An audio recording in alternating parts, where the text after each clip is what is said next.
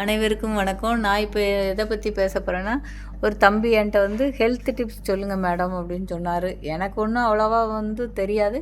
இருந்தாலும் எனக்கு தெரிஞ்ச ஓரளவு டிப்ஸை நான் உங்களுக்கு சொல்லலான்னு இருக்கேன். நம்ம வந்து காலை உணவை எப்போதும் தவிர்க்கக்கூடாது. நானே நிறைய டைம் சாப்பிட மாட்டேன். ஆனால் யாருமே காலை சாப்பாடை சாப்பிடாமல் இருக்காதீங்க. ஒரு 2 இட்லினாலும் சாப்பிட்டு போயிருங்க, எவ்வளோ தான் இதுனாலும் வேலை ஒர்க் லோடு இருந்தாலும். அப்படி காலையில் நம்ம நல்ல ராஜா மாதிரி சாப்பிட்ணும். மதியம் மந்திரி மாதிரி சாப்பிட்ணும். நைட்டு பிச்சைக்கார மாதிரி சாப்பிட்ணுன்னு சின்ன வயசில் இந்த பழமொழியெல்லாம் சொல்லுவாங்க. எங்கள் பாட்டிலாம் அடிக்கடி சொல்லுவாங்க. அதாவது என்ன அப்படின்னு சொன்னால், ராஜா மாதிரி நல்லா ஹெல்த்தியாக நல்ல வயிறு முட்டை சாப்பிட்ணும். மதியம் ஓரளவு மந்திரி கொஞ்சம் கம்மியாக சாப்பிடுவாங்க. அதே இது நைட்டு பிச்சைக்கார மாதிரினா பிச்சைக்காரங்களுக்கு நிறைய சாப்பாடு கிடைக்காது. ஆனால் இப்போ பார்த்தா பிச்சைக்காரங்க தான் நல்ல வயிறார சாப்பிடுதாங்க. நம்ம தான் கம்மியாக சாப்பிடுதோம். சுகர் அது இது வந்துன்ட்டு.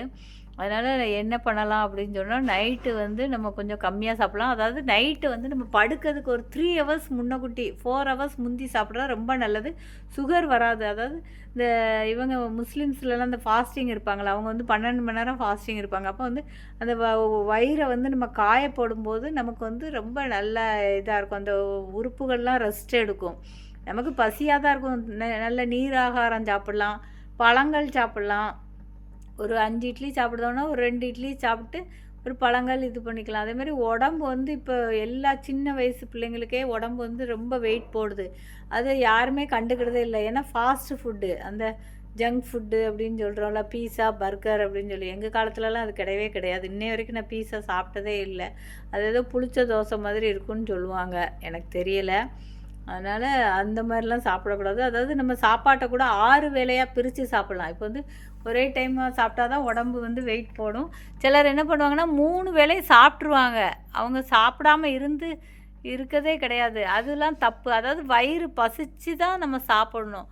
பசி எடுக்கும்போது தான் சாப்பிடணும். சிலர் அப்படி இல்லை, காலையில் சாப்பிட்றணும், மதியம் ஆகிட்டு மதியம் சாப்பிடணும். ஆனால் பசிக்கவே செய்யாது. அப்போ அவங்களுக்கு என்ன பண்ணணும்னா, நைட்டு புளிச்ச ஏப்பமாக வரும். அப்புறம் வயிறு டயரி ஆகும், லூஸ் மோஷன் போகும். இதெல்லாம் அவாய்ட் பண்ணிடணும். நம்ம மேக்ஸிமம் சாப்பிட்டு ஒரு டம்ளர் வெதுன்னு வெந்நி குடிக்கிறது நல்லது. ஒரு 10 நிமிஷமாவது நடக்கிறது நல்லது. சிலர் சாப்பிட்டோன்னு போய் படுத்துருவாங்க, அதுவும் தப்பு தான்.